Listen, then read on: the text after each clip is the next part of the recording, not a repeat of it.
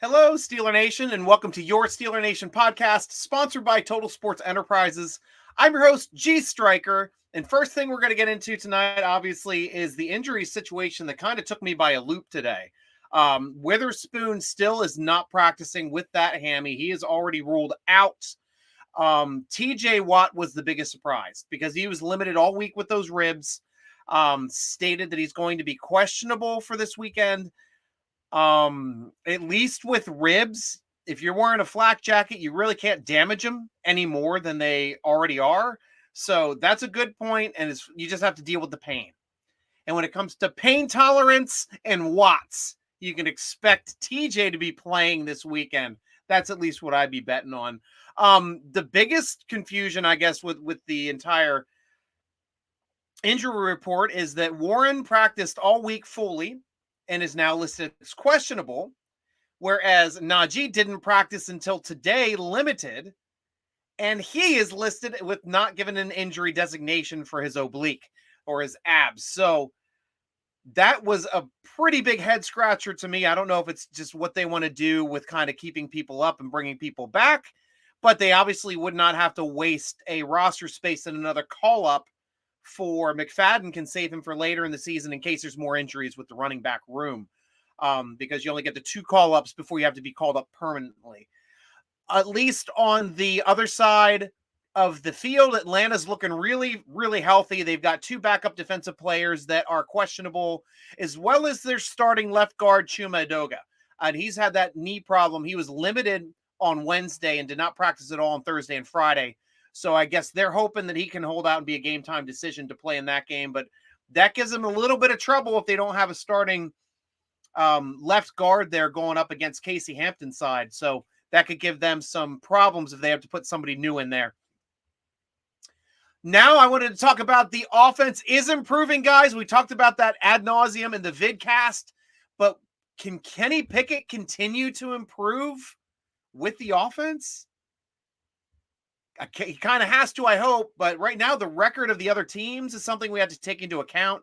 Out of the 6 games we have left, 4 of them have losing records, including Atlanta this week, giving our first greatest chance at back-to-back wins this season, and an only chance so far. Hopefully we can start a stack with a mini stack here with two buns together with a win. So that is a big factor for Kenny being able to play against lesser teams. Otherwise, we've got the Ravens twice as well. We know they're going to be a tough game. Wanted to talk about how well he's been performing also since the bye. We knew he had an upside-down record with his touchdowns to interceptions. He had 2 touchdowns passing to 8 thrown. Said that had to improve after the bye week. Fortunately, it did.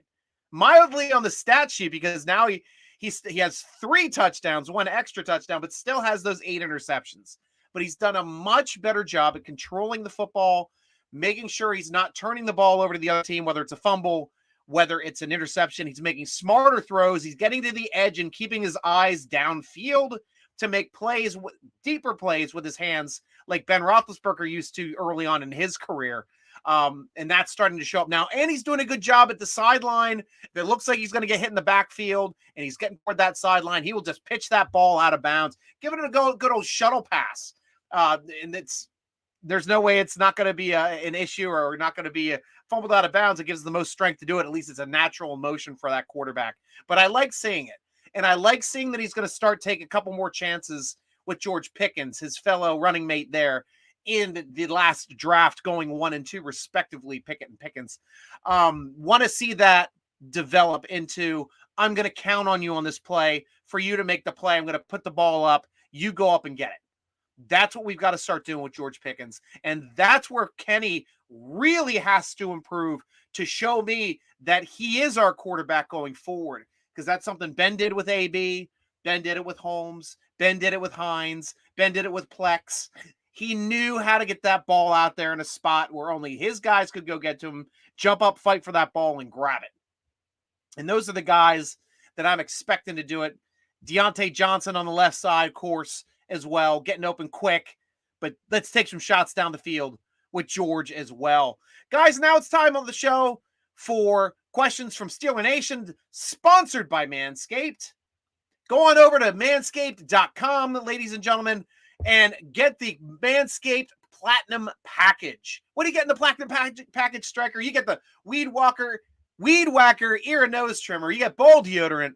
You get body wash, 2-in-1 shampoo and conditioner, boxer briefs with a special pouch to keep your boys intact and dry, and a travel bag to put it all in. Get it all with Manscaped to help turn your player into an MVP. Yeah, you know me, Manscaped. Go over to manscaped.com. You promo code SteelerNation, all one word, all capitals, 20% off your order, free shipping. Manscaped, they'll be taking care of your balls better than Kenny Pickett here after the bye. No touchdowns, no fumbles. Keep it going, Kenny. We love you, man.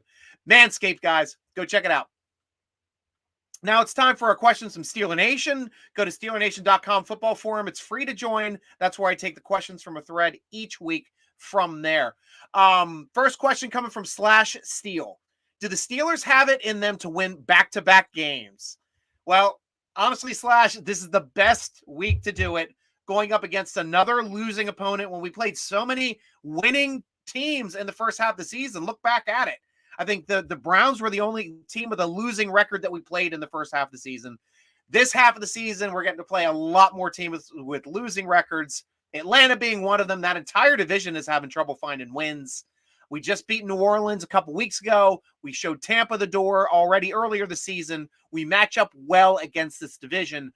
I think it's our best chance all season for stacking wins. So put a W on it. Get your bets out for it. Do they have gumbo at the Louisiana Fair? Yes, they do. In fact, I was walking out down by the jousting area. So if you're down at the Louisiana Fair, come on down to the jousting area. They got gumbo in the places right across, kind of catty corner from them. How's the old trusty RV doing? Well, it's been good on this trip. Fortunately, knock on wood. I lost a tire going to Pittsburgh a game ago. I think that's New Orleans game, last home game, or the one before Cincy.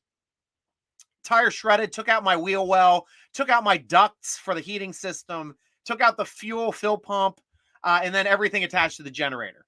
So I got basically all of that, but everything attached to the generator fixed before I left. I'm plugged in here, so it wasn't as big of a deal, but I do have a portable generator in case I need it. Got a spare tire down here in Hammond. Just picked that up. That's on the back now. Only negative is the dog just sprayed the whole place with squirty diarrhea last night, and I'm still cleaning it up. It's a mess in here. But fortunately, there's no sense of smell on the podcast. Paul G, next question. Is your brother a farrier?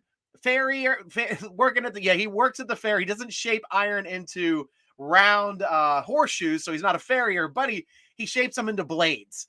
And he works at Feargal Blades right here at the fair for Chris Farrell, who is the Forged and Fire champion of the second episode in season 1. So they've got some expertise in what they do, and they do it incredibly well, better than anybody else out there. So check out Feargal Blades. They've got an Instagram. They're online as well.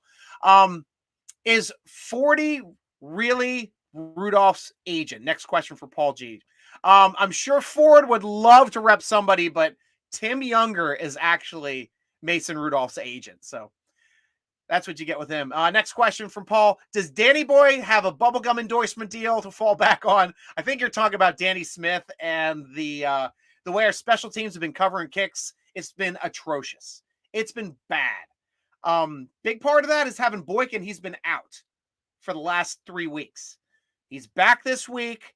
I expect, and he's our top gunner.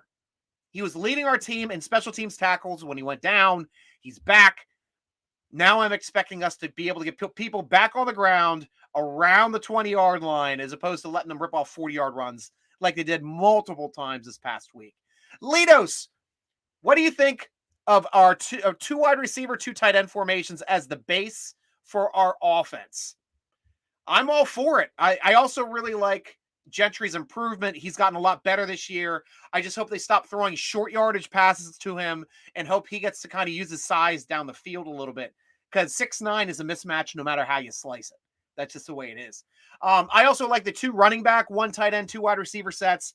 I doubt we're going to go 4 wide receivers at all this season, because why take Muth off the field? Though bringing Boykin back, getting him back in the mix does help out for possibly seeing a 4 wide receiver set. I never expect to see a 5 wide receiver set this season.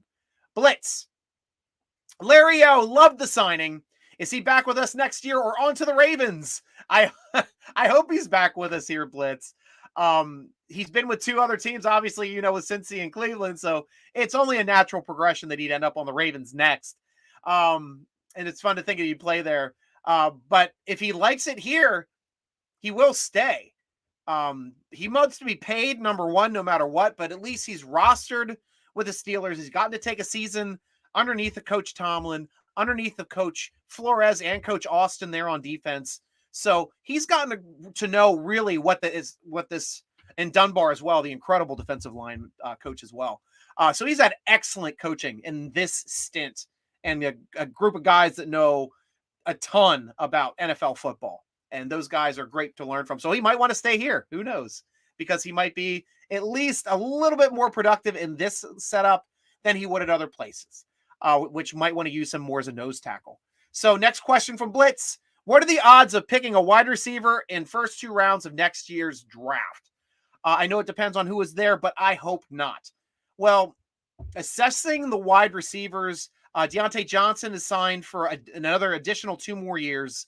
Same thing with Pickens and Austin on their rookie contract. And then a 3rd year from us, they still get the restricted free agent tender, possibly, to keep them on the team for 4 years.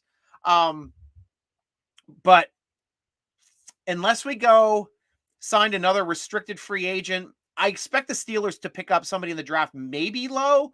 But if they had to draft somebody, we even have Austin. Yeah, since he's coming back, this might be a year the Steelers might take a year off of drafting a wide receiver, unless somebody falls to them that they're just like, he's here. We've got to take him. And that might drop it. That might happen, but we'll have to see. Next question's from Drink Iron City. Howdy, Stryker, and hell yes, sir. Thank you for doing these. Love them. Still a lot of games left, but what are the odds of O Canada being retained for next season? Really, it depends on how we finish. Like, if we run the table, he's probably going to be back on the team. But if we falter, if we only lose a couple games, he still might have his job. We'll have to see how the offense is going. The running game has improved. We're doing a much better job with that. And that's something that I've been more than happy to see, especially with Kenny Pickett running the running game. Blocking's been so much better. So if that can continue to improve, because now we're starting to run on teams that stop the run. 170 yards last week against the top 5 defense in Indy. So keep working hard, keep moving forward, keep improving. That's what I at least want to see. If it ends up with us in the playoffs, maybe we'll want Canada back. We'll have to see. Last question, or next question, is Calvin Austin III on IR for the rest of the season? Yes. He was placed on IR with his foot injury at the opening part of the season. He came back for the 21-day window. He re-injured himself and was placed back on IR, and then went under surgery right after being placed back on IR. So he is, by rule, lost for the season for going back on IR. So he's essentially redshirted this year. Third question, Kenny Pickett is improving from game to game. In this last game, he made a significant stride in the positive. Do you feel Sullivan is doing all that is necessary for Kenny's development? I think it's a team effort. I think it's Sullivan and it's Canada and it's Tomlin. I mean, all of them have to work together to put Kenny in situations where he's going to feel comfortable and can command that offense. I think his biggest improvement, obviously, is his no turnovers the past 3 games, taking downfield shots, and if they aren't there, just throwing the ball away. I mean, those are vet moves. Not a guy that's trying to force plays and make plays like rookies normally do. So he's kind of learned that. He's getting smarter. He's reading the defense slightly better. So I want to see him improve on that. From what I've seen, though, since the bye, I think he's been improving each game, and that's a huge positive for me there, DIC. Next question. What are the odds Austin is retained for another season, and the odds of internal promotion should he leave? Well, Austin could only be promoted internally to head coach, but I say if you're saying that he might be leaving, maybe even to head coach somewhere else, if that's happening and he leaves, like, I think Flores would be the lock to be our defensive coordinator if he doesn't get a head coaching stint. Dunbar also been there for 16 years, experience on the defensive line. He would be a natural progression. Osavsky's also been there for 12 years. Flores has also been around the league for 14. All great options. If we were going to promote internally, those would be the guys I would promote internally to be the next DC. Last question from Drink Iron City. Hope your Thanksgiving was great. Did you stuff the turkey or tinfoil the stuffing? Neither, man. It was Stryker's first vegan Thanksgiving. So we stuffed a chicken pot pie under mashed potatoes.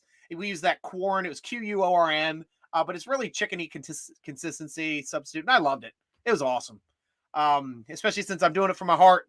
Still pumping, feeling a little better, not going to have the issues I used to. So feeling a little looser in the heart, too. So that's always great. Awesome, Stryker. Keep up the great work. Thanks, Drink Iron City. I appreciate it. Last question coming from JMM. What's the difference between a vidcast, a podcast, and a video that is shared by wannabes over the internet? Personally, for us, obviously a vidcast is something in video form where you get to put it down.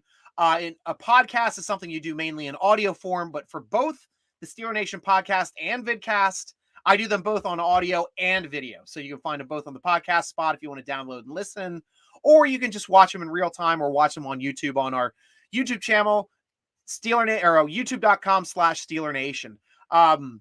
Videos, obviously, anybody can put up a video. Sometimes I break down videos, usually smaller segments, something smaller to talk about. One thing here, we signed somebody got hurt, something happened in the police blotter. Those are the videos.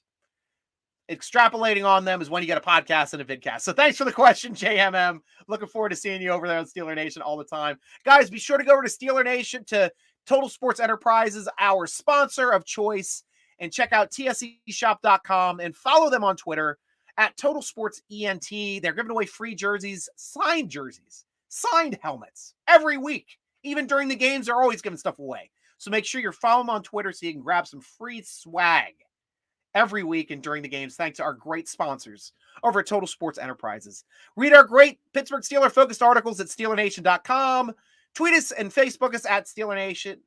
Instagram us at SteelerNation.com. Facebook SteelerNation.com. Follow the Steeler Nation podcast on Twitter at _SN Podcast. Or follow me, your host G.Stryker, on the tweets, on the grams, on the tickety talks at SN Stryker. Stryker spelled with a Y. That's all the time we have, ladies and gentlemen, for the Steeler Nation podcast, sponsored by Total Sports Enterprises. I'm your host, G.Stryker, rooting along with you as always. Go Steelers!